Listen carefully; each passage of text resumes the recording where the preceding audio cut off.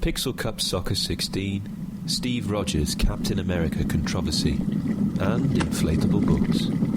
This is Staying In. When I was a kid, my parents really wanted to promote literacy in the family. So, especially at bath time. Yeah, well, it's crucial, Dan. It's crucial.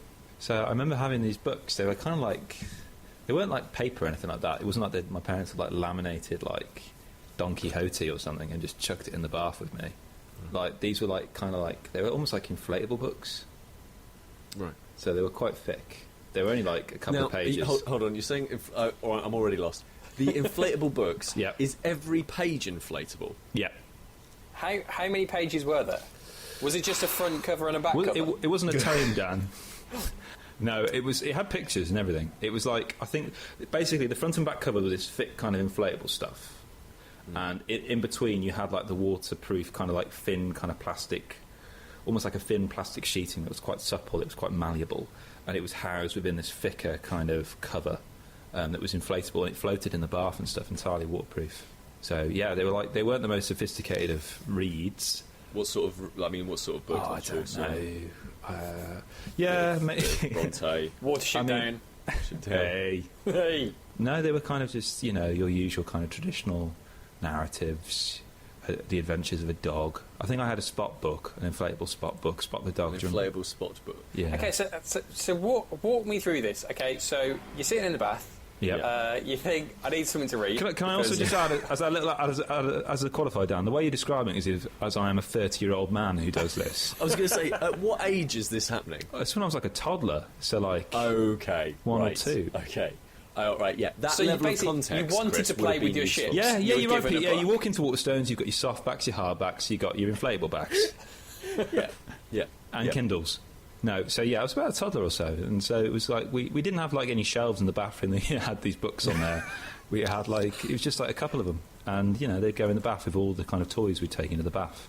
Do you find yourself now sitting in the bath, kind of wanting to read something, yearning for that bit of kind of exposure to literature?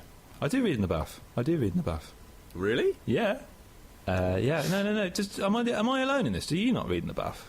No. I don't have a bath, and why on earth would I sit in horrible filth water, my own disgustingness, reading a book? I mean, that's like two things I hate. How dirty do you get? Sitting in my own filth water and reading. God.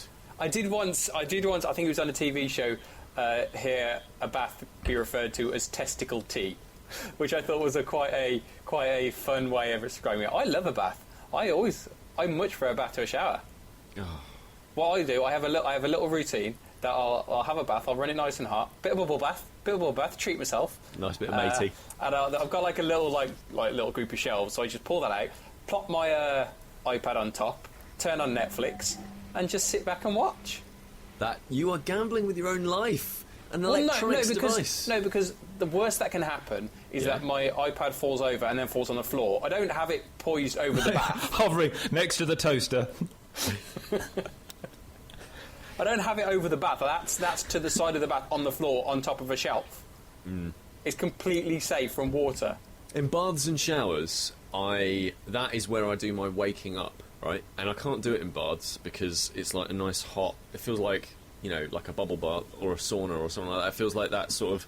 You're not really waking up, you're just kind of relaxing. I don't mind them as like a relaxing thing, but showers are where I become a human being. Like, I transform from a sleeping bundle of moss, stone, and sort of grumpiness into a human being. You regenerate. Yeah, essentially. See, I would never have a bath to wake up. It's always a relaxation thing. Right. Okay. Always. So what you're saying is you've got both a bath and a shower. Well, yeah, that's not particularly uncommon. That's lavish, Dan. I mean, they're not separate. That's pure hedonism, Dan. It's like having two ovens.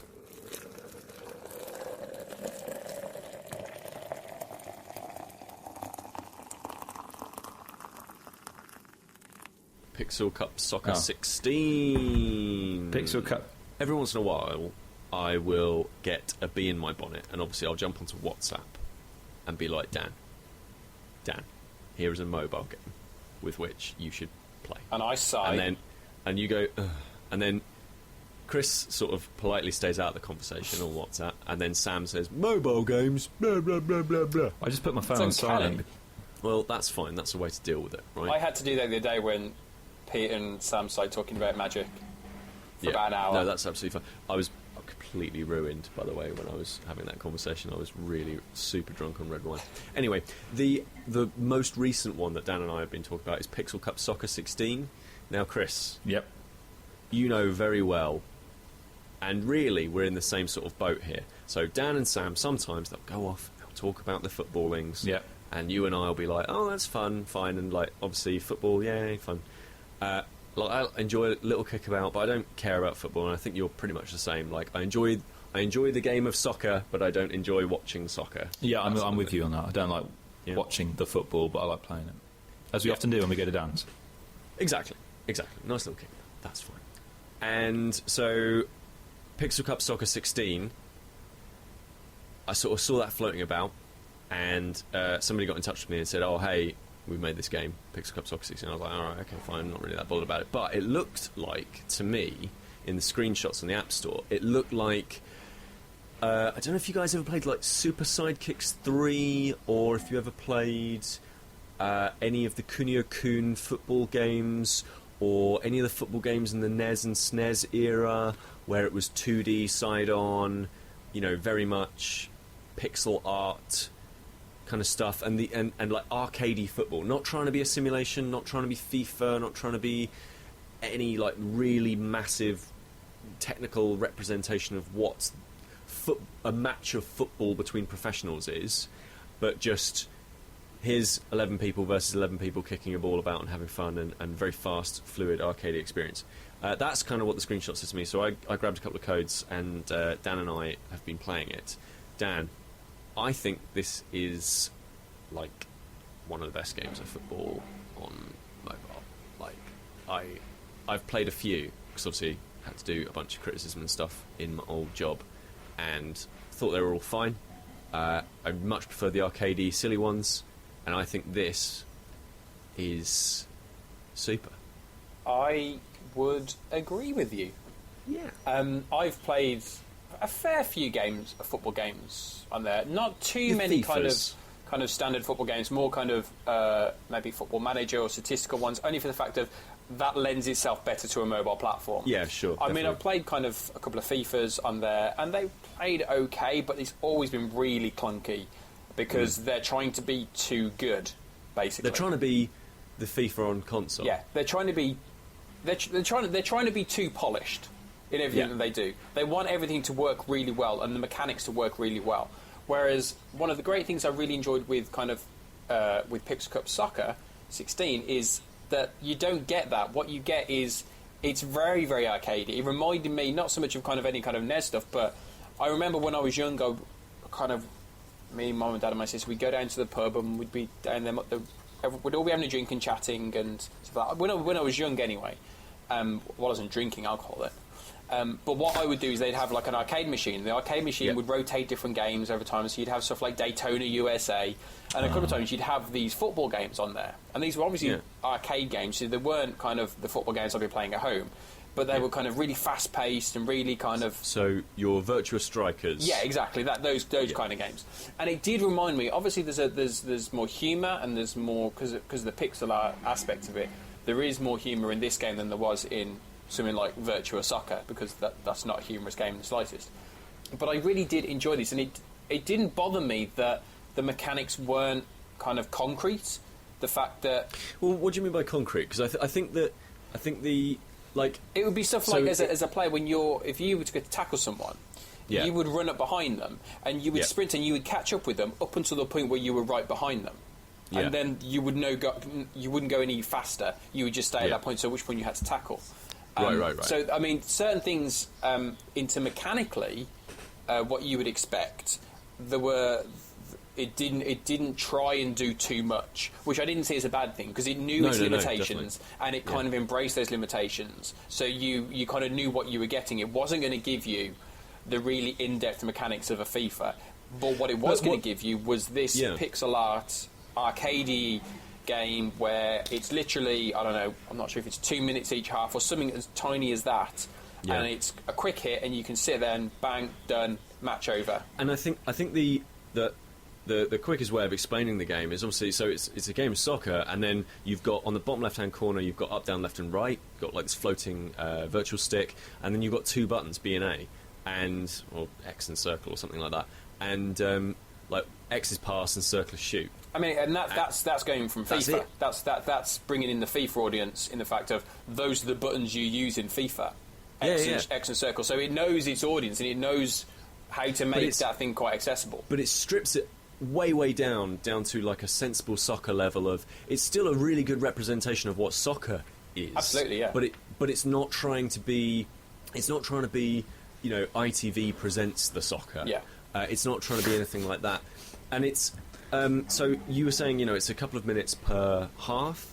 You can muck about with those settings. You can change the half time. You can obviously change which teams are playing, and there's loads of teams. Like, so there's like World Cup, Women's World Cup, which is like a really nice addition.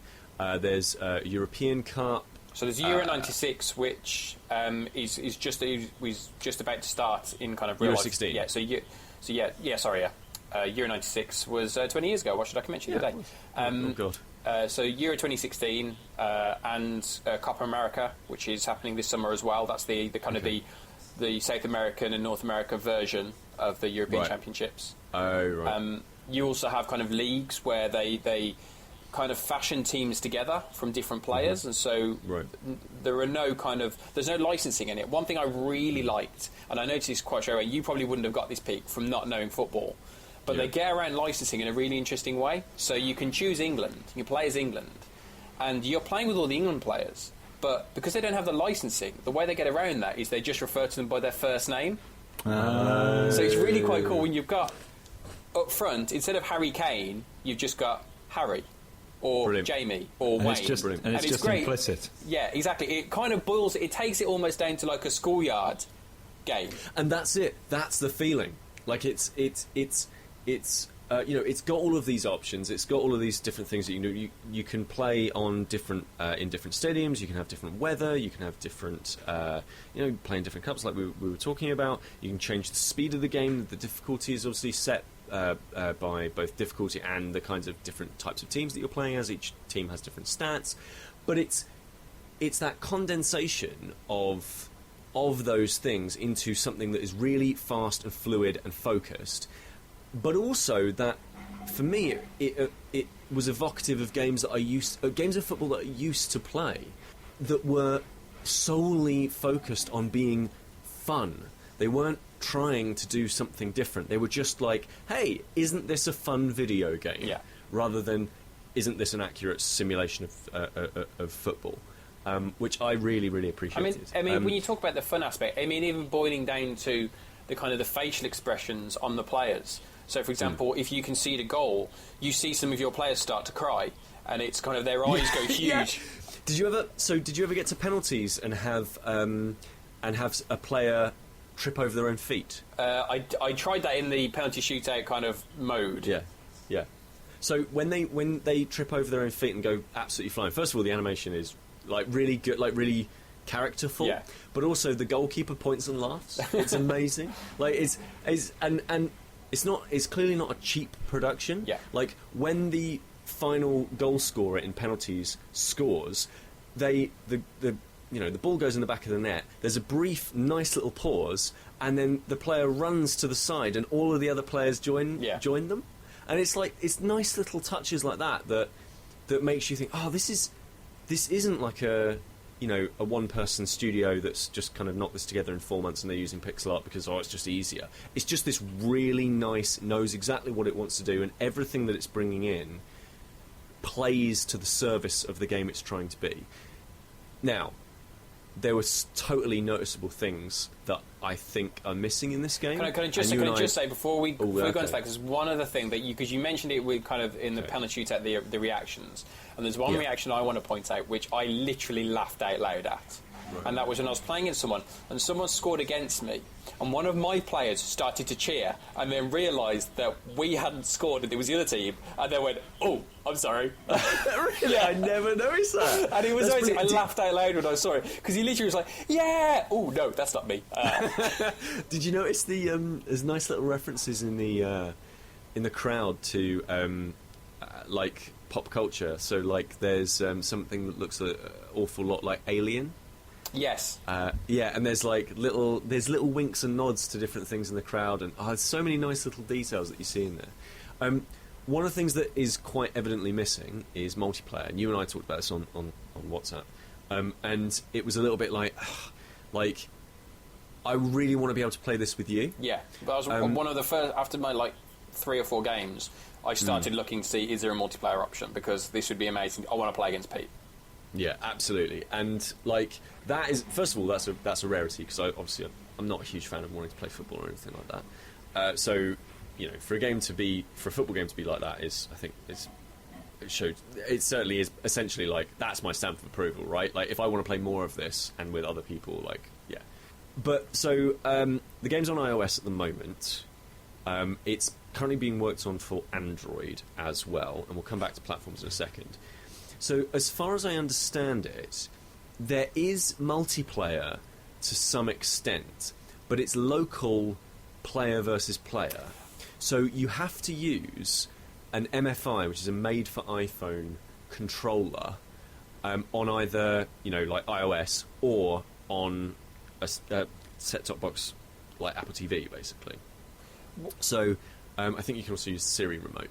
So there is local multiplayer, but it's a bit fiddly at the moment. There's also local multiplayer on the penalty kicks mode. Yeah. Because on that you have, basically, in the bottom left corner and the bottom right corner, you have 2 virtual joysticks and 2 buttons. So theoretically 2 people sit with their fingers either side of the screen, which, I've played it on iPad, so I can't imagine how that would work for an iPhone. Yeah, bit fiddly. So I got in touch with the guys who make it, and they are thinking about putting in online multiplayer and all that sort of stuff. Whether it comes in, I've got my fingers crossed, because I think, I would really like to do that. I think one of the other things that we were talking about, and this is really where I think that this game's going to shine. I think the game is great. I've been really enjoying it on iPhone. I think it works really well with touchscreens. One of the things that I immediately started thinking, though, was I really want this on my television, and 4 controllers, and us sat round playing it and having a lovely time. So those guys apparently are also working on a Steam version for PC, Mac and Linux, which I'm like, okay, cool. That's not really where I'd play football or anything like that. But there is also a little bit of talk at the moment of them taking it to consoles. And I think that's probably where that game will live. I think it'll do absolutely fine on iPhone and all that sort of stuff. I don't think it'll be a mega hit or anything like that. But when I was playing it, I definitely got that feeling of, I want to be sat in a room on the same couch with my pals, playing this, talking smack, and seeing the bits, seeing everything, seeing all the lovely pixel art, seeing all of the little references in the thing, seeing the little guy cheer and then go away. I think that this game would really, really benefit from being on a big screen. But yeah, I think so too. You've seen some of the kind of the games in recent years that have done really well. You look at something as simple as Braid. That's a lot of kind of pixel art-esque animation. And that looks beautiful on a big screen when you watch it on a big HD screen. So I can just imagine the vibrancy and the colours and kind of all the action that you get from a game like this.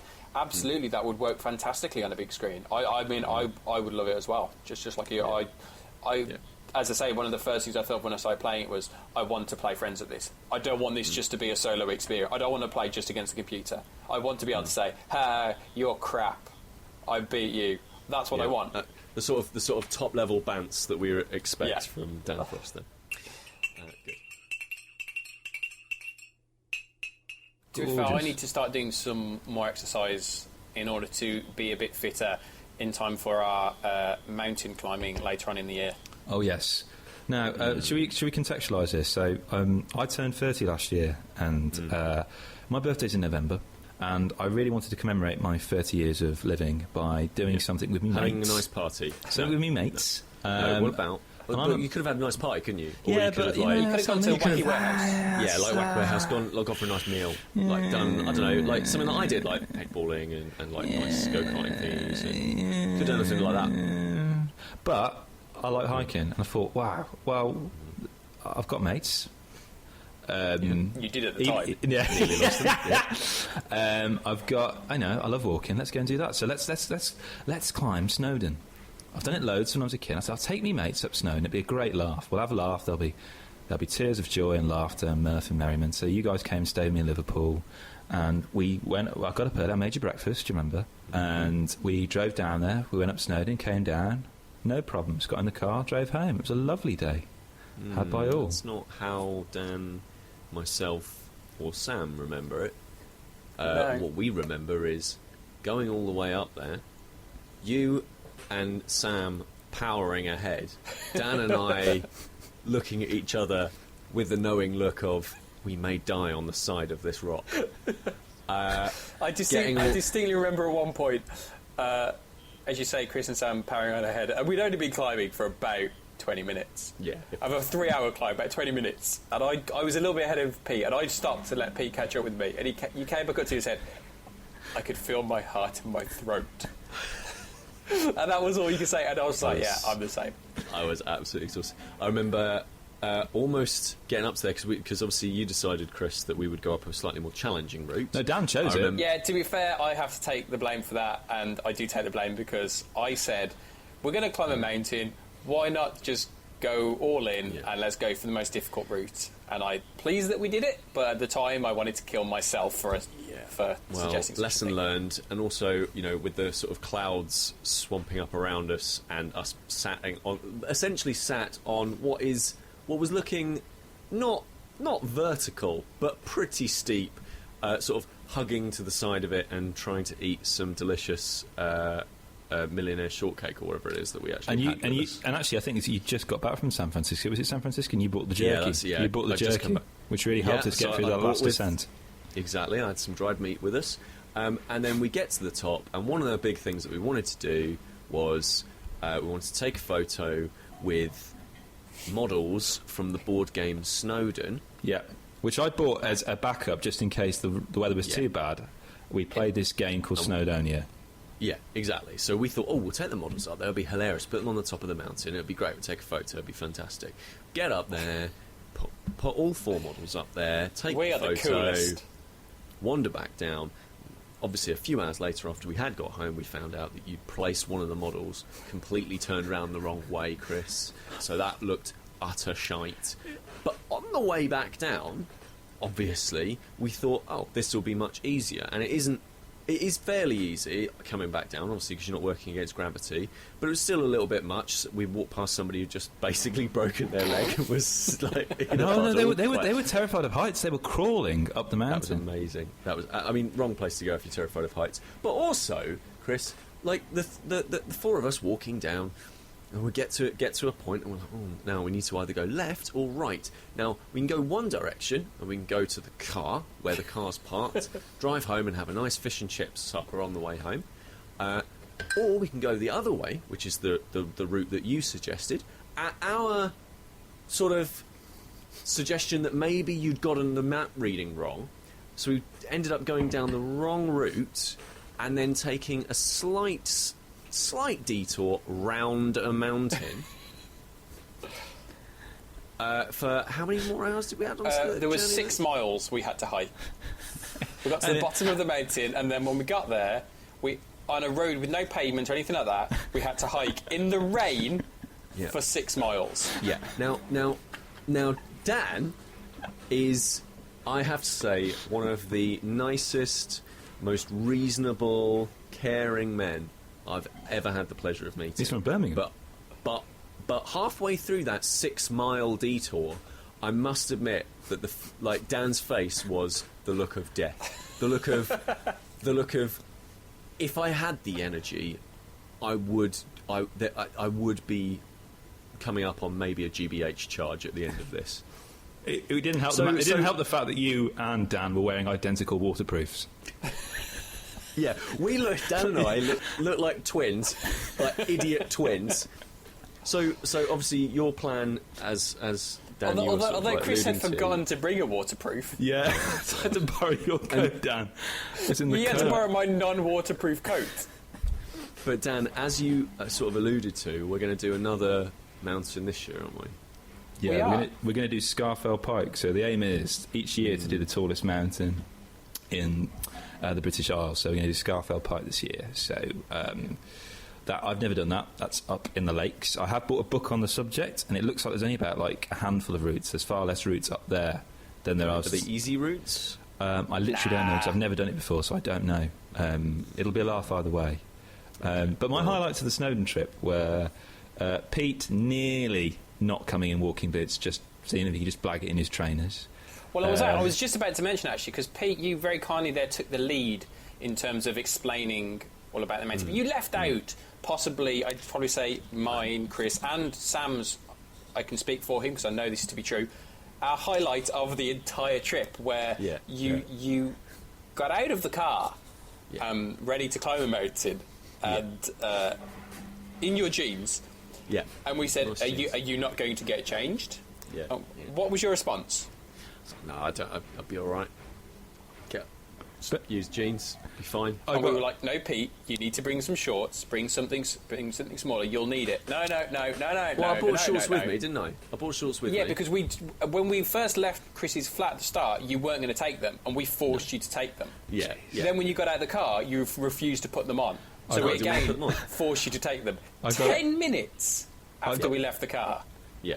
You walked up, and we were like, guys, I think I need to change my trousers. Yeah. Because they were literally clinging to his legs. At this point, you're in the middle of a kind of a path going up a mountain. There's nowhere to get changed, so you had to kind of hide behind a rock. Whilst unfortunately, a large group of children started to walk with their dog.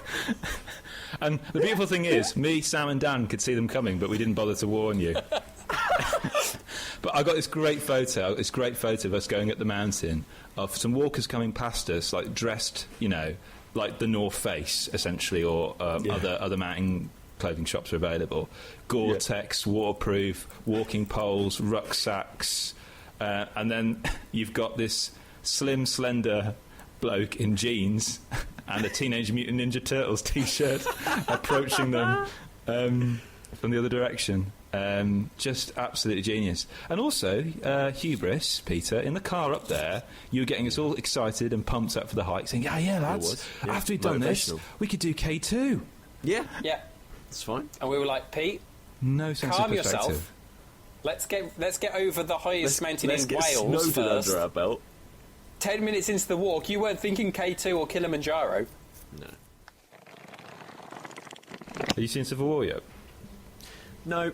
Still haven't gone out and seen it yet. I booked tickets to... I really want to go and see it. I really, really do. Because you're a massive Spider-Man fan, Pete, and you will love him. Yeah, exactly, right? Like that was a huge part of my childhood. Really want to go and see it, do all that sort of stuff. Because Civil War, the comic, although it's only loosely based on that, was something I first read. I've read that. Yeah, I know, you own it. The first time I read it was at yours, when we were staying over at yours. Yeah. And when the atmosphere was dropping a bit, I'd just go to your bookshelf and just... From your illustrious collection of graphic novels. You've got quite an expansive collection of graphic novels, Peter. It's pretty good. You should see the latest. I've doubled it since you came over. So. Wow. Any of them inflatable? So why'd you bring up Civil War? The reason I brought Civil War up is because I read comics, but I only generally read, like, Batman's, really. And DC's got its own thing at the moment, DC Universe Rebirth, where they're backpedaling because they feel the new 52 has not been as successful as they hoped it would be. But I think it's been all right. I've liked it. So they've basically reset everything. Good.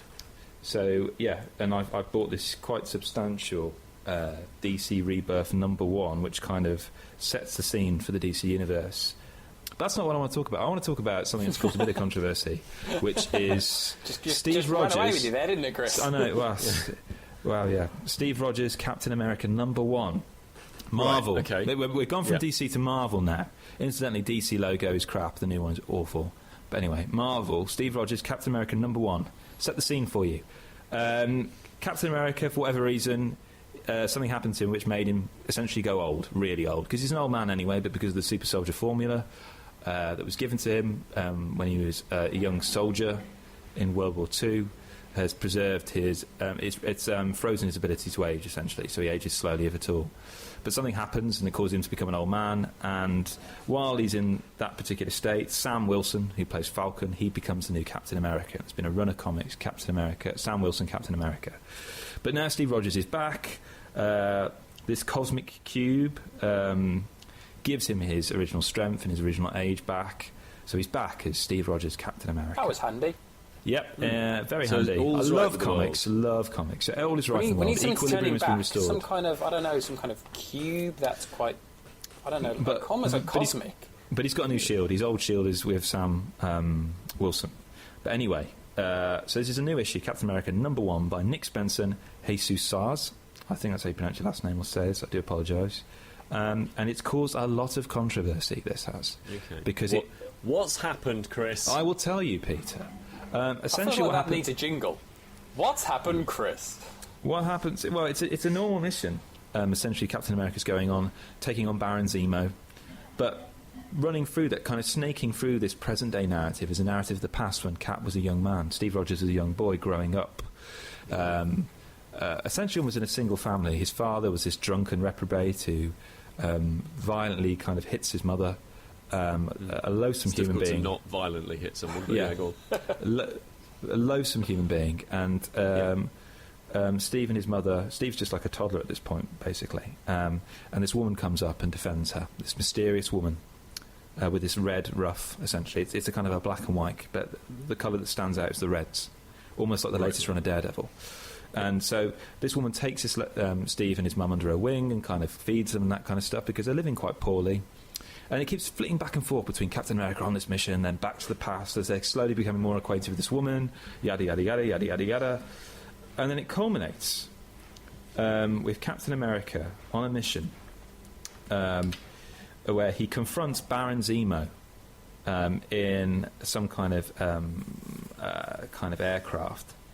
And one of his entourage shows up. And then it goes back to the past, and this woman says, "Oh, do you want to come and see our club?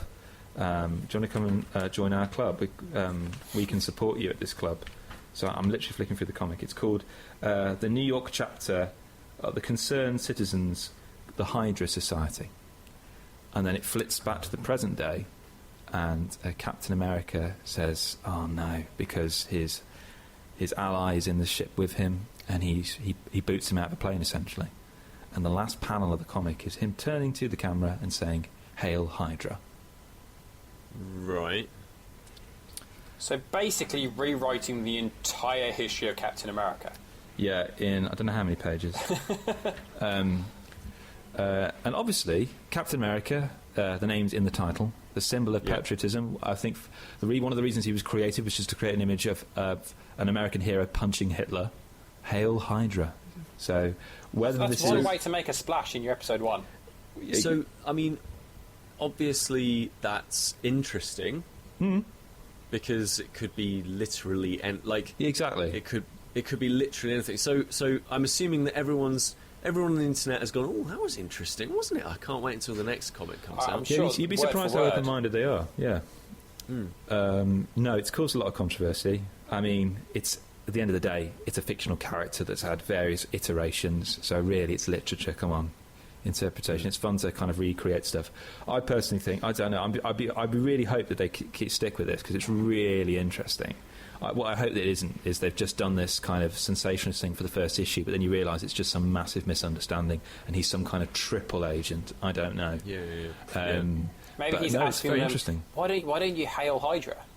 Like you hail a cab. Oh, like Uber? Yeah, maybe it's just an instruction. Hey, hail Hydra. And so the guy then right, goes, so- "Hi Hydra, can you come over here?" And then he gets to attack them. Easy, done. Right. Dan, That's as me. usual, you're chiming with the thoughts of the internet. That's me washing my hands of this whole business. But there's something So that's- quite provocative about this. That, I mean, obviously, it's very interesting. Yeah, that does sound fascinating, and that's what to me, that's what superhero comic books are all about. It's about taking, you've got characters and personalities, and they tend to be the most interesting parts of those personalities. So, for example, the difference between Peter Parker as Spider-Man and Peter Parker as Peter Parker, it's interesting to figure out what Mr. Parker is all about.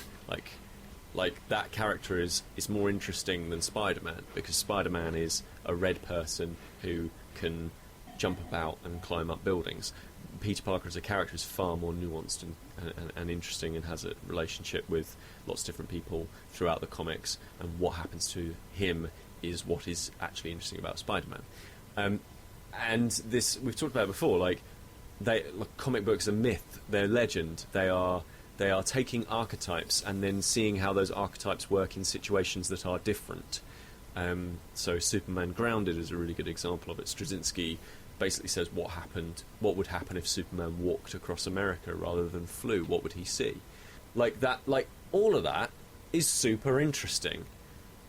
I guess I don't really understand why anybody would not go, ooh, what if he is a double agent? Yeah. I mean, Marvel have done a few of these. They did run a series of what if things, what if, I forgot the name of the character in the Hulk universe, the young kid who works with Bruce Banner, Rick. I think his name's Rick. Okay. And Rick. in the original Hulk stories, the reason Bruce Banner gets this bombarded with his gamma rays is because he saves Rick's life in the explosion. They're testing the thing, and he takes the brunt. Yeah. But they do a what if actually it was the other way around. So they kind of play out, and they're short, 4-page things at the end of major issues. But it's very interesting, These musing do on whole these runs things. of them as well, didn't they? They did. Did you see the? There's a what if? What? That's what it's called. I think it's called something like that. And it's basically a what if issue that was completely ridiculous.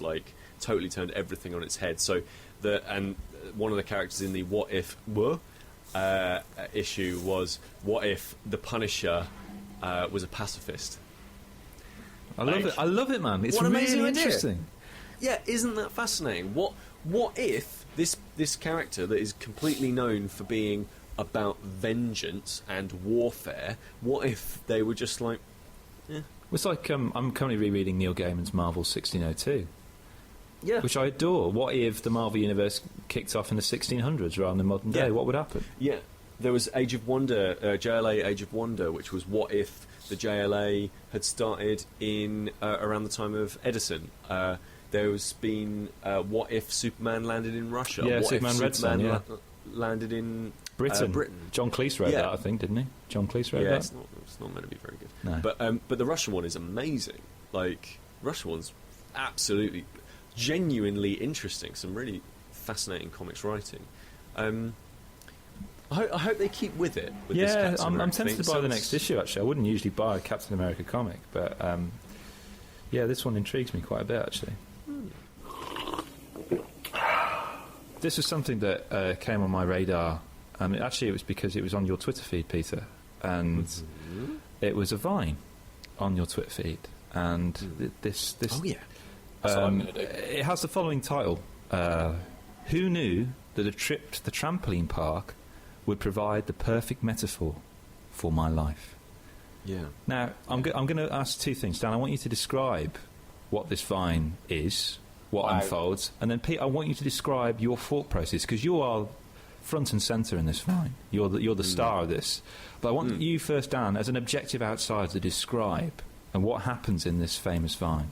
I mean, it's quite difficult because, what happens in this Vine does defy all known logic and basically physics. To sum it up, what you see is a very enthusiastic Pete, kind of at a trampoline centre, running towards trampoline, which is kind of bedded into the floor, leaping kind of majestically through the air. Very confidently. Yeah, absolutely. To land, plant himself in the trampoline, to then theoretically fire himself up back into the air, beautifully swan diving like Assassin's Creed into a kind of a big pit of foam, which will nestle him gently to the floor, nice and safe. What actually happens is, again, he does leap majestically, but as he lands, he kind of locks. His whole body kind of locks in place, and as a result, his feet kind of go from underneath him.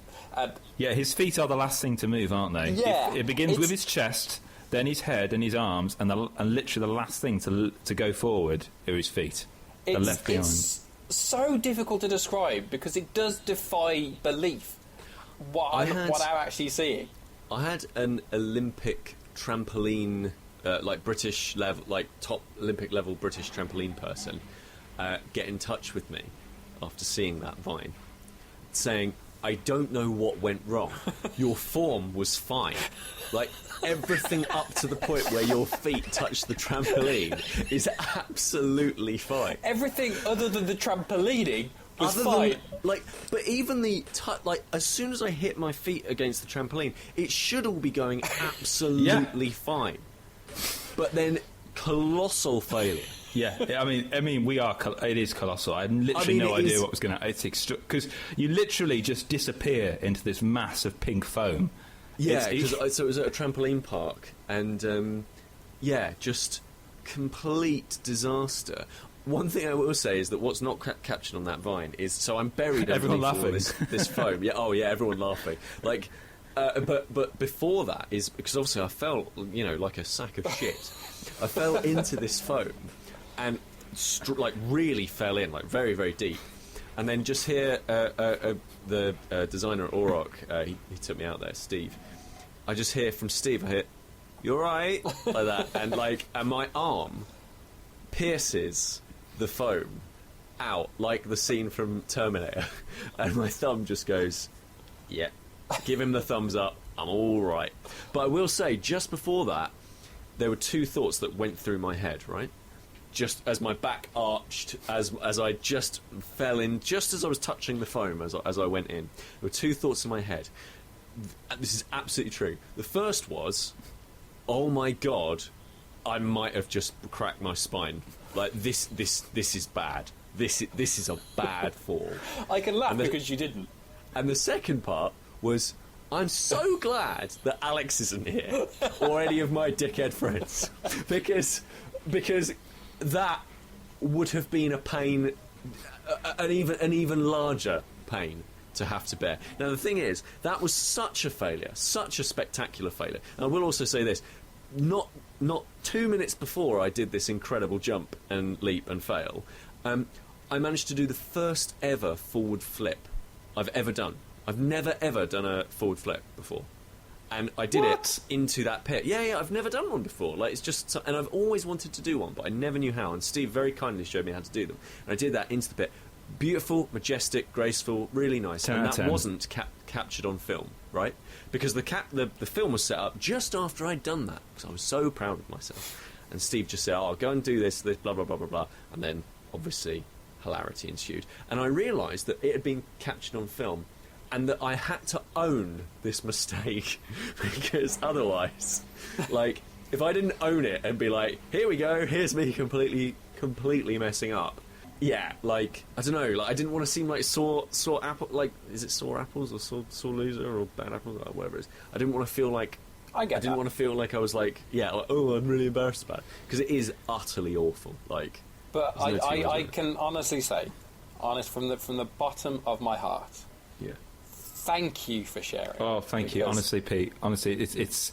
I've watched this clip about 300 times on Lee. Yeah, I've just sat there hypnotised by it. Yeah, every time, not understanding, because when you watch it, literally until the point you hit the trampoline, your brain can't fathom what you're about to see. No, because it's so bizarre.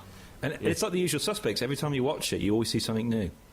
Yeah, and like I've shown this to my students, my colleagues, people I've just met for the first time. Yeah, I like, wish you wouldn't. Everyone. My parents love it. My family adore it. Try not to. It's had 57 people have liked it, 25 retweets, and even someone, I think one of your friends on Twitter, I don't know their handle, they've also re-edited that with a Mortal Kombat reference on that as well.